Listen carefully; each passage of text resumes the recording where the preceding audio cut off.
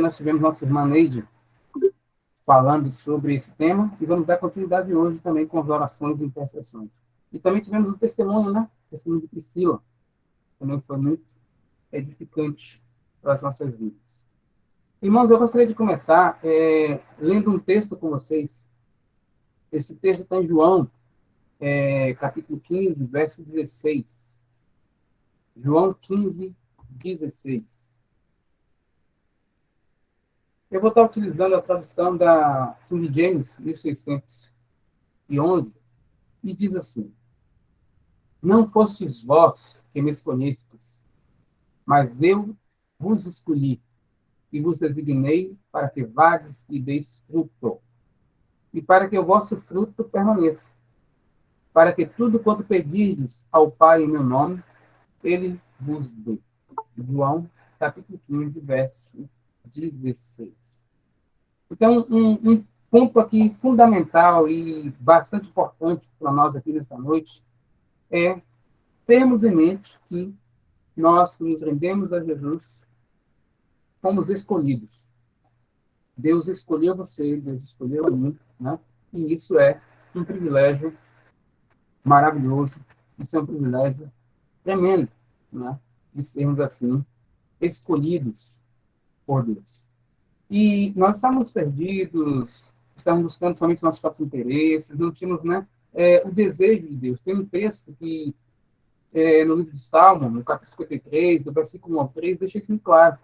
Não havia nenhum homem que entendesse, não havia ninguém que compreendesse, não havia ninguém que buscasse a Deus. Todo mundo queria seus próprios interesses. E Deus vem, por meio do seu Filho, e nos resgata para Ele, né? Ele nos chama para Ele, nos escolhe para estar com Ele. E nos lava, nos liberta, né? Nos limpa de toda sujeira e nos responsabiliza para que venhamos continuar limpos. Era impossível para nós, devido a estarmos tão imergidos no pecado, mas Ele nos limpa, nos lava e agora nos responsabiliza com essa continuidade de estar limpos, né? E falando um pouco sobre essa questão, despertando um pouco vocês sobre essa questão de responsabilidade, a gente olhando para o texto começa dizendo que não fomos nós, né? Não fomos nós que escolhemos ele, mas ele nos escolheu. E ele diz que nos escolheu, nos designou, e esse designou tinha um para quê, tinha uma finalidade, tinha um para quê, um motivo pelo qual o Senhor nos escolheu. Nos purificou, no texto que lemos, para quê? Né? Aí a gente, continuando o próprio texto, para que vades, para que nós possamos ir e dar fruto. E é interessante, quando a gente lê, e você vai procurar em diversas traduções, lógico, as mais confiáveis, então não diria a linguagem de hoje, mas traduções à parte, você sempre vai ver que essa palavra fruto, nesse versículo que nós citamos aqui, João 16, ele vai estar no singular, né? E esse fruto no singular refere-se a um fruto específico. E a gente vai encontrar a resposta, ou falando desse fruto, num outro texto, que é o texto de Gálatas 5, Gálatas capítulo 5, versículos 22 e 23. Eu também vou estar lendo com vocês. Então, o fruto que nós lemos lá, em João capítulo 15, verso 16, nós vamos ver que fruto é esse, já fomos designados para frutificar, para realmente dar fruto. A gente vai ver que fruto é esse, fruto específico lá, em Gálatas 5, versículos 22, 23. Diz assim, versículo 22.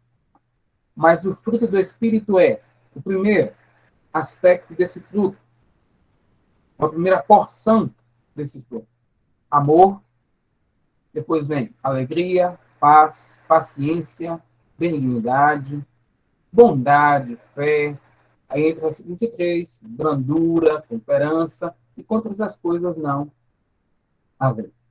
Então, quando a gente entende agora que o fruto do Espírito Santo abrange amor, alegria, paz, paciência, benignidade, bondade, e a gente observa isso, a gente tem o seguinte: a essência deste fruto, ela está diretamente ligada à essência de Deus. Ou seja, nós fomos chamados por Deus, escolhidos por Deus, para evidenciar ao mundo esse fruto, sendo que esse fruto trata da própria essência de Deus. E um dos primeiros aspectos dessa essência é o amor. E o amor é a marca, Marcos, de quem nasceu de Deus e quem conhece a Deus. A Neide ontem citou um texto para a gente que fala disso, que é 1 João capítulo 4, verso 7. Então, quem quiser anotar, você vai ver isso. E o amor é a marca de quem nasceu de Deus, e quem conhece a Deus também tem essa marca, que é o amor. 1 Epístola de João, capítulo 4, verso 7. Uma coisa clara, abordando esse aspecto do amor como um dos aspectos do fruto, que é o que nós vamos nos deter hoje à noite aqui, a humanidade perdeu essa essência quando pecou. Então, nós somos criados, quando a gente observa o texto lá, Gênesis, capítulo 1, versículo 26, a Bíblia diz que nós somos criados segundo a sua imagem, segundo a sua semelhança. Ou seja, Deus transferiu para nós, quando nos criou, a mesma essência dele. Né? E, dentro dessa essência, o amor. E, infelizmente, devido ao pecado ter entrado no mundo, os homens, como um todo, perderam a essência de Deus e, logicamente, o amor também deixou de estar em nós. Né? A gente para e pensa assim, não, mas o amor existe ainda no mundo. A gente não está falando do amor natural, está falando do amor de Deus, o amor pelo qual nós somos criados, o amor que revela a essência de Deus.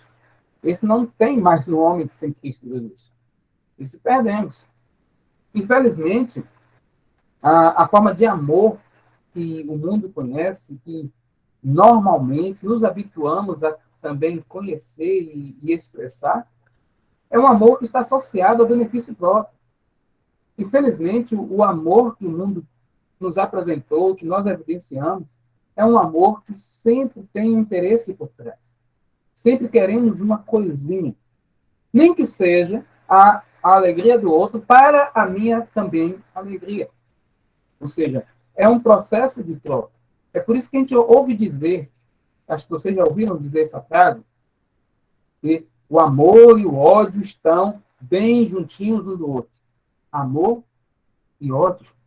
E por que naturalmente? Porque no mundo se fala que amor e ódio estão naturalmente no mundo. Porque a pessoa deixa de amar, se isso fosse possível no amor de Deus, mas no amor natural, assim, deixo de amar, então se eu deixei de amar e não amo mais, então agora eu odeio. Então, esse é o amor natural. Esse é o amor do mundo, esse é o amor do qual a humanidade está revestida. A gente observa isso, mas porque o amor do mundo, ele quer uma recompensa, ele quer ser compensado de alguma forma. Compensado pelo quê? Pelo esforço de dedicação, pelo carinho dado, pelo tempo gasto, né? E por mais terrível que pareça, né? Porque a gente, às vezes, foi tão bombardeado da nossa história, da nossa infância, adolescência em diante, a gente sempre foi assistindo histórias românticas, histórias de amor, mas era um amor que, como eu disse para vocês, natural, muitas vezes um amor utópico, porque era um amor formado somente entre indivíduos que estavam apaixonados e que, na verdade, o processo era o mesmo de troca, onde tem amor versus ódio, ou amor igual a ódio, né? Nesse contexto. Uma coisa que eu poderia até citar para vocês, muitas vezes a gente fala assim, é, é impossível, né? Uma mãe que teve um bebezinho e tal, ela abandonaram o filho dela. A gente já viu, infelizmente, várias notícias, a gente vê isso acontecendo o tempo todo, e muitas vezes os filhos não são desejados. E você pergunta, mas não é o filho dela, por que não é desejado? Porque o problema dela é com quem gerou. Então, o filho é fruto daquele processo de um amor que agora se tornou um ódio, então o filho também é rejeitado. Né? Então, é esse amor que está envolvendo a humanidade hoje. Um amor que é aparente e é desejoso que haja algo em troca. Às vezes as pessoas, às vezes com um bebezinho, a gente está lá, amando o bebezinho e acolhendo ele, e quando ele dá um sorrisozinho para a gente, alguma coisa, a gente sente o quê? Recompensa. É muito natural isso na gente. Não é uma coisa, eu não vou dizer para você que é uma maldade isso, não, é uma coisa muito natural na gente, porque, infelizmente, o mundo virou isso na gente, né? Esse tipo de amor. Às vezes, as mesmas coisas, a gente cria o filho, e aí investe na educação dele, ensina, orienta, aconselha, aí o cidadão, boa cidadã, cresce, desenvolve, né? Tem a sua família, vão trabalhar, são de bem. Mas se eles estiverem nas suas vidas agitadas, ocupadas, seja lá como for, e não se lembrar de mandar um cartão, de entrar em contato conosco, pais, de falar conosco alguma vez, fazer uma visita, aí vem aquele sentimento de ingratidão. Mas será possível investir tanto nesse menino, nessa menina? Mas será possível demos tanto carinho e hoje nem liga para nós? São sentimentos, como eu disse para vocês, de um amor natural. Pode ser ainda que alguma pessoa ainda me pergunte assim, bem, e tem alguma coisa errada, por acaso, de eu querer que a pessoa ela reconheça o carinho que foi dado a ela, o amor que foi dado, tem alguma coisa errada? Eu ia responder a pessoa que me pergunta, não, realmente, naturalmente falando, não tem nada errado. Contudo, tem que ter uma coisa bem clara. Esse não é o amor que Deus nos chamou a vivenciar. Né? O amor que Deus nos chamou a vivenciar é um amor incondicional. Não há uma condição. Basta saber, ou basta lembrá-los, que Jesus morreu por todos os homens do planeta, sem exceção, incluindo aqueles que estavam crucificando, incluindo aqueles que estavam apresentando falsas testemunhas, incluindo aqueles que estavam condenando ele por inveja. Ou seja, não havia, da parte de Jesus, a busca de um retorno. Era um amor incondicional. Um amor que não estava buscando compensação. Então, nós que hoje nos rendemos ao Senhor, que estamos caminhando com Ele, ficamos constrangidos. Por que constrangidos? Que amor é esse? Porque éramos inimigos de Deus pelas nossas obras más, e Ele foi para a cruz, assumindo um lugar que era nosso por direito, para que nós pudéssemos ter vida e pudéssemos realmente conhecer a Deus, porque não conhecíamos. Nós conhecíamos, a grande maioria de nós aqui, a religião.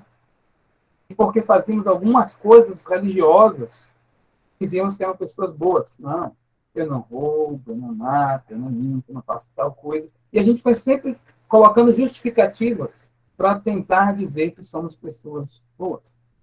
Mas a maldade estava tão entranhada na gente que a mentira, o engano, a inveja, né?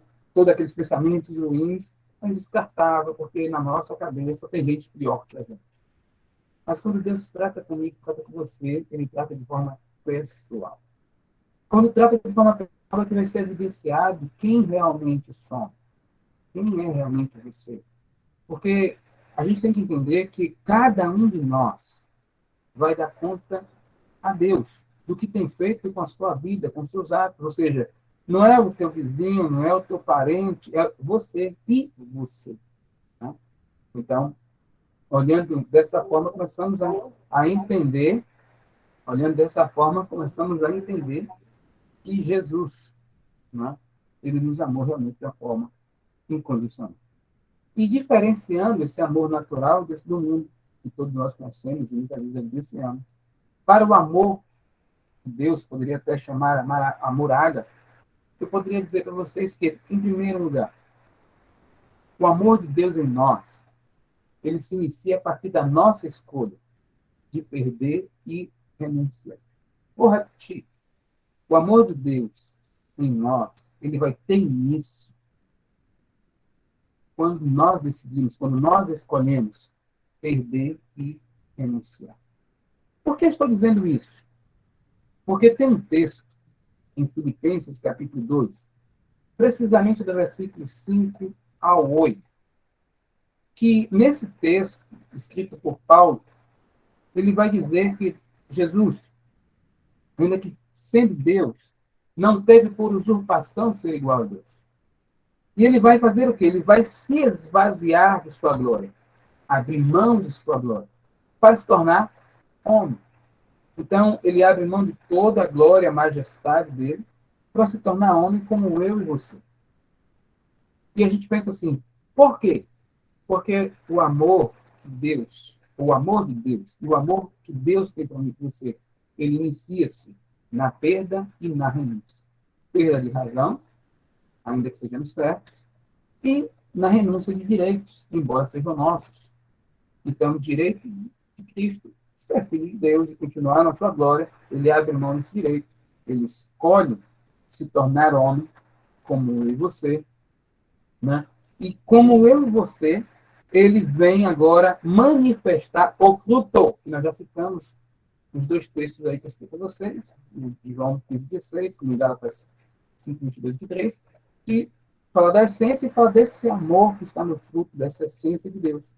Agora, não, Jesus deixa claro que não tem como o homem simplesmente eu e você falar assim, pronto, entendi. Então quer dizer que o amor de Deus inicia-se na escolha de perder e renunciar.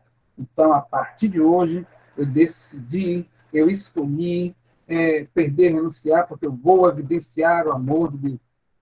Não é essa racionalização, não é essa determinação natural. Quando Jesus esvazia-se de si mesmo, ele se enche do Espírito Santo. É por meio do Espírito Santo, mas, que você conseguirá fazer a escolha correta de amar. Segundo, não tem condição, não tem outro jeito a viver o amor que Deus estabeleceu se você não se permitir ser cheio do Espírito Santo. Porque o Espírito Santo é que vai nos conduzir nessa terra de forma que andemos da forma que agrada ao Senhor, nos ajudando a renunciar e nos ajudando a abrir mão das nossas vontades. Então você vai entender que a escolha, antes de você escolher perder ou renunciar, você precisa escolher deixar que o Espírito Santo te oriente. E o Espírito Santo te orientando, você conseguirá manifestar o amor de Deus. Porque nos momentos mais cruciais, do seu relacionamento primeiro, dentro de casa, seja com seu cônjuge, se você é casado, com seus filhos, se você tem essa família, ou como solteiro, com seus pais, irmãos, por aí, só vai ser possível de ser vivenciado da maneira que Deus deseja por meio do Espírito Santo. Nós homens, lembra que eu disse vocês, nós perdemos essa essência por causa do pecado. Mas Deus deu a condição a mim e você de voltar a expressar esse amor e a evidenciar isso pelo Espírito que hoje ele deu a condição de habitar em mim e em você. Então, a primeira escolha que você deve fazer para evidenciar esse amor é escolher ser guiado pelo Espírito Santo. Um segundo ponto que eu poderia colocar aqui para vocês, o amor, esse amor de Deus, ele diz respeito à conquista e o bem-estar do outro. Lembra que eu disse a vocês que Jesus veio, se entregou em nosso lugar? Lembra que eu disse para vocês que Jesus não veio buscar o benefício próprio? Que ele morreu por todos, mesmo aqueles que o crucificaram? Porque ele veio, buscando o benefício do outro e não o nosso benefício. E nós precisamos entender que o Espírito Santo nos ajudará a entender isso. Né? Nos ajudará a entender que quando nós começamos a servir as pessoas, nós servimos pela consciência que o Espírito Santo traz de que esta pessoa, ela não sabe o que é o amor, e quando eu começo a trabalhar de forma que expressa o amor de Deus, eu vou gerar algumas consequências com essa pessoa. Uma, pode ser constrangimento, ela pode ficar constrangida, porque ela pode estar lhe tratando mal, agindo de uma forma que não convém, você está respeitando ela, tratando ela bem, porque você renunciou para o Espírito Santo, você perdeu a sua razão. Um outro sentimento que pode gerar nela é raiva. Você pode gerar raiva, porque ela não consegue se conformar que você, ao invés de reagir e agredir, ela está dessa forma. Então ela vai ficar, às vezes, até mais enraivada com você. Um outro sentimento também que pode surgir de compreensão, essa pessoa, talvez ela pense assim, essa pessoa não bate bem na bola, não existe isso, porque ela não consegue experimentar isso. Mas é esse sentimento e outros mais que eu poderia até citar aqui, que vão começar a quebrar as raízes de dureza que estão fazendo a pessoa. Porque foi assim que o Senhor fez, expressando o amor dele. Quebrou raízes em mim, quebrou raízes em você, que desestruturou todas as nossas razões e convicções. E eu quero dizer para vocês que não estou falando de crente, não. Estou falando de nós que experimentamos o amor do Senhor, nós que nos rendemos a Jesus verdadeiramente, ele se tornou nosso dono. E nós conseguimos expressar esse amor. E por isso que é uma escolha, porque quando você escolhe que o Espírito Santo ele guie você, e ele vai guiar por vários caminhos, dos quais você vai expressar amor, você vai conseguir experimentar o que você talvez nunca tenha experimentado. E que você vai entender que não é sentimento. Aí você fala assim, por que não é sentimento? Porque talvez o ambiente ou as pessoas que vão tratar com você, você vai tratar com elas, estejam completamente aversas a amor, a cuidado, a favores, né? A atenção. E você está bem porque o problema não é seu, o problema passa a ser dela. E por isso você a ama, porque você entende que ela não tem essa compreensão. Eu lembro que Jesus na cruz faz isso. Ele está sendo crucificado lá, quando está já no madeiro, já crucificado. Ele olha para aquele povo e diz, Pai, perdoa-nos, porque eles não sabem o que fazem. Ou seja, a ignorância, o pecado, o erro, a dureza, o ódio daquele povo está tão tremendo que cegou com ele. E quem ama consegue olhar de compaixão, quem ama segundo Deus. Eu lembro de uma história que sempre me ocorre, sempre me lembra quando eu trato sobre esse tema, amor, que foi uma história que me marcou, me levou a uma reflexão e um desejo de querer viver esse amor de Deus e querer evidenciar esse amor de Deus. Foi a história de um escravo, né? Ele era um escravo mesmo, daquela época da escravidão, né? Dos negros, e ele morava numa fazenda e fazia orações, tinha um tempo dele, depois que servia lá, parava lá no senzalo, começava a orar, e um certo dia, o, o dono dele lá ficou muito irritado, porque as coisas não estavam dando certo, e quando ele viu, o escravo estava na senzala lá, de joelho orando. E aquilo, eu não sei, eu não lembro exatamente o motivo do porquê aquilo enfureceu tanto ele, e ele levou o escravo para o campo, começou a bater no escravo e mandando o escravo parar de orar, que não era para falar com Deus, porque Deus não existia e tal, aquela questão toda. E quanto mais ele chicoteava o escravo, mais constrangido ele ficava, porque o olhar do escravo para ele era um olhar de compaixão. E aquilo mexeu com o dono sem entender, e perguntou a ele por que ele estava com pena, com compaixão de que ele. E o escravo dizia: eu tenho pena, eu tenho compaixão do Senhor, porque o Senhor não sabe o que você está fazendo, porque o Senhor não conhece o amor que eu conheço. E eu não continuei, porque era um pedaço de uma história, e não deu para continuar, mas só essa frase me chamou a atenção, que eu falei: meu Deus, é esse tipo de amor que Jesus expressou, porque quem estava sofrendo, naturalmente falando, na cruz era Jesus. Eu poderia estar ali desesperado, angustiado, mas ele estava suplicando ao Pai que achando as pessoas que estavam procurando ele, porque não sabiam o que estavam fazendo. E, nós, da mesma forma, precisamos clamar ao Senhor que nos dê sede dele, sede do Espírito Santo. Mas quando a gente fala assim, você precisa ter uma vida cheia do Espírito Santo, você precisa ter uma vida de oração, você precisa ter uma vida de busca. Nós não estamos falando aqui para você ter uma vida de oração, para que você tenha coisas, para que você venha se sentir bem, para que você venha ler a palavra, que venha acalmar a sua alma, mas que você tenha a essência de Deus para retribuir ao mundo, porque você foi chamado, você foi escolhido para isso, para evidenciar ao mundo tudo aquilo que o mundo perdeu, começando pelo amor. Então, essa é o motivo pelo qual nós estamos aqui. Claro que, em consequência disso, experimentamos paz, experimentamos cuidar de Deus, mas a consequência do que vamos experimentar não é o motivo pelo qual estamos aqui. tem um motivo pelo qual fomos escolhidos. E, lógico, é bem capaz que muita gente ainda na trajetória fala e venha duvidar de alguma forma sobre essa questão da possibilidade de ver esse amor e expressá-lo, que esse amor não diz respeito a gente, porque no momento que você vive isso, a coisa que menos vai lhe interessar é que alguém fale, oh, como esse rapaz é amoroso, como essa senhora é amorosa. Porque não estamos atrás de nada. Nós queremos ser como nosso Senhor. Então, não precisamos atrair ou falar, você sabe que eu amo, não sabe?